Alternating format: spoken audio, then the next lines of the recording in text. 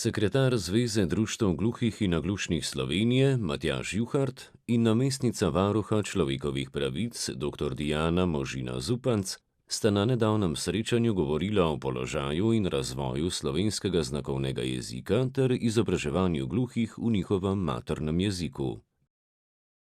Ker 4 leta po vpisu slovenskega znakovnega jezika v Ustavo Republike Slovenije še vedno ni sistemske ureditve za uresničevanje te pravice v praksi, bosta varuh človekovih pravic in ZDGNS znova pozvala pristojne, naj ukrepajo.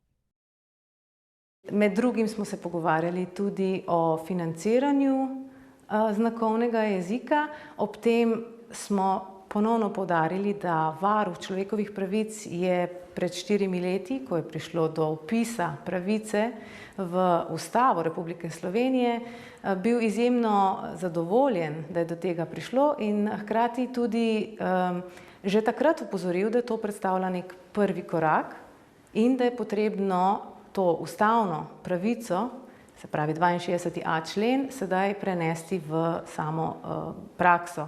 Kar pomeni, da je potrebno zagotoviti, da se zagotovijo tudi sredstva za, se pravi, pravice, ki jih imajo gluhi, naglušni in pa tudi gluhoslepi. Sestanek je bil namenjen konkretnemu reševanju težav, s katerimi se soočajo gluhi, naglušni in gluhoslepi. Med ključnimi temami je bil dostop do izobraževanja gluhih v njihovem maternem jeziku, financiranje razvoja slovenskega znakovnega jezika in zagotavljanje sistemskih rešitev, ki bodo omogočile vključevanje teh ranljivih skupin v družbo. Mi bomo ob tej priložnosti ponovno apelirali na pristojne, pozvali vlado, ministrstva, ki sta vključena v sam postopek, da naj vendarle zagotovijo, da bo sistemsko urejeno uresničevanje 62.a člena Ustave Republike Slovenije. Sekretar ZDGNS Matjaž Juhart je na sestanku izpostavil 4 ključna področja težav, s katerimi se srečujejo gluhi in naglušni ter gluhoslepi. Prvo področje je problematika slušnih aparatov, standardov in skrajšanja dobe slušnih aparatov.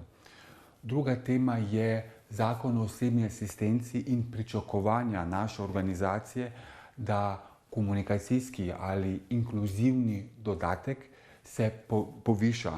Potem smo se pogovarjali tudi o področju razvoja znakovnega jezika. Še vedno država ni uredila sistemskega financiranja razvoja znakovnega jezika. In četrto področje, splošna dostopnost do informacij in komunikacij s sprotnimi podnapisi tolmačem.